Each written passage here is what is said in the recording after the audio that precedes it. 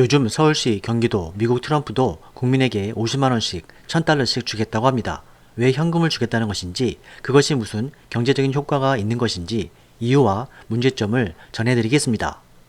경제 침체가 오랫동안 계속되는 가운데 지금 세계는 치료제가 없는 중국발 질병 확산을 막으려고 하나같이 인구 이동을 제한하다 보니 경제가 더 엉망이 됐다고 각계각층의 전문가들은 우려하고 있습니다. 치료제는 연말에야 나올 수 있다고 하니 그때까지 상황은 여의치가 않고, 그렇다고 사회적 거리두기를 멈출 수도 없는 현재 국내 재정 상황은 오도 가도 못하는 상태라고 합니다. 그러나 세계 각국도 경제 침체를 완화하기 위해서 대규모 재정 정책을 발표하고 있습니다. 미국도 일본 등도 마찬가지인데요. 미국은 무려 1000조 원이나 되는 경기 부양책을 꺼내들었습니다. 그런데 특징적인 점은 각 나라들이 모두 현금을 국민에게 직접 지급하는 방법이 고려되고 있다는 것입니다.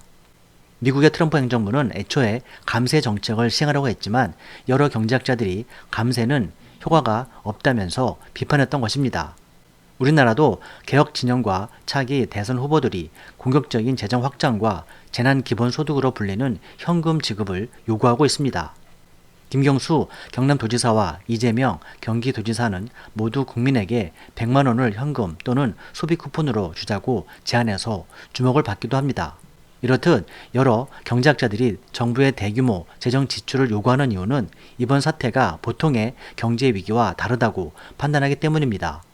과거의 심각한 경제 위기는 대부분 금융 혼란에서 발생했는데 2001년 닷컴 버블, 2007년 서브프라임 사태가 그렇습니다.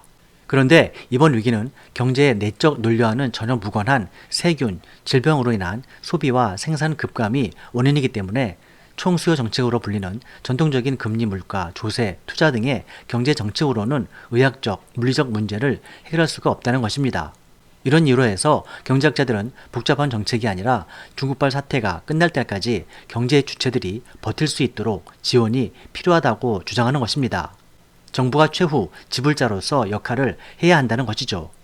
우리 기업들이 현재 중국 사태 기간을 버티지 못하고 문을 닫는다면, 그리고 노동자가 실업과 빈곤으로 노동 능력을 상실하면 사태가 끝나더라도 경제가 회복하기는 더 어렵다고 말합니다. 정부는 재무 위기에 빠진 기업들이 사업과 고용을 유지할 수 있도록 대출을 제공하고 실업보험을 확대하고 사회보장제도가 닿지 않는 시민에게 생계 유지를 지원해야 하며, 빠른 지원이 필요한 만큼 관련 제도가 잘 구축되어 있지 않다면 정부가 현금을 직접 지급하는 것도 좋다는 주장인 것입니다. 그런데 이런 주장의 결정적 결함은 현재의 경제 침체를 사스 등으로 인한 소비와 생산의 감소로 너무 단순하게 여긴다는 점이라고 합니다. 이런 질병의 방역이 위기의 방아쇠를 당긴 것은 맞지만 실제로 세계 경제는 그 이전부터 심각한 기저질환을 앓고 있었다는 점을 간과하고 있다는 것이죠. 이런 사스 등의 질병 등이 기저질환을 악화하면 사스 등을 치료해도 환자는 낫지 않고 기저질환 악화로 건강이 더 나빠지는데 경제도 동일하다는 것입니다. 세계 경제는 이미 중국 사태 이전부터 이윤율 하락으로 표현되는 구조적인 위기를 심각하게 겪고 있는데, 경제학계에서는 이를 2010년대의 생산성 둔화라는 주제로 계속 논의하고 있었고, 최근 경제가 잘 돌아가는 것처럼 보였던 이유는 재정 적자와 양적 완화로 인해 착시 효과였다는 것입니다. 정부와 중앙은행이 쏟아부은 돈으로 미국에서는 소수 ICT 기업이 주식시장에 붐을 일으켰고, 중국에서도 국영기업의 엄청난 손실을 덮어주었으며, 일본 또한 민간 소비와 저축을 늘렸다는 것입니다. 그러나 이번 중국발 사태로 이 모든 것이 거품이었음이 확연히 드러나고 있으며, 주식시장은 폭락하고 있고 세계적으로 기업 부채 위기가 실물 경제와 금융시장을 엄습하고 있다는 것입니다. 이런 이유로 이러한 중국발 사태가 끝나도 V자 반등이 아니라 L자 침체가 나타날 가능성이 크다고 관측하고 있는 것입니다. V자 경제 회복 경로에서는 정부가 최후 지불자로 역할하면 좀 더 빠르게 경기를 회복시킬 수 있었다고 합니다. V의 저점은 낮아지고 폭도 좁아집니다. 하지만 세계 경제가 L자 경로로 향하면 정부가 최후의 지불자로서 역할하며 쌓았던 부채가 국민경제 전체의 발목을 잡는 역현상이 일어난다고 분석하고 있습니다. 현재 중국발 사태 이전에도 세계 각국은 세계 금융위기로 인해서 부채가 크게 증가한 상태였다고 하는데, 중국발 사태로 인한 현금성 재정 대책은 세계 금융 위기만큼이나 정부의 적자를 키울 것으로 예상되고 있고 이미 기업 부채는 크게 증가한 상태라고 합니다.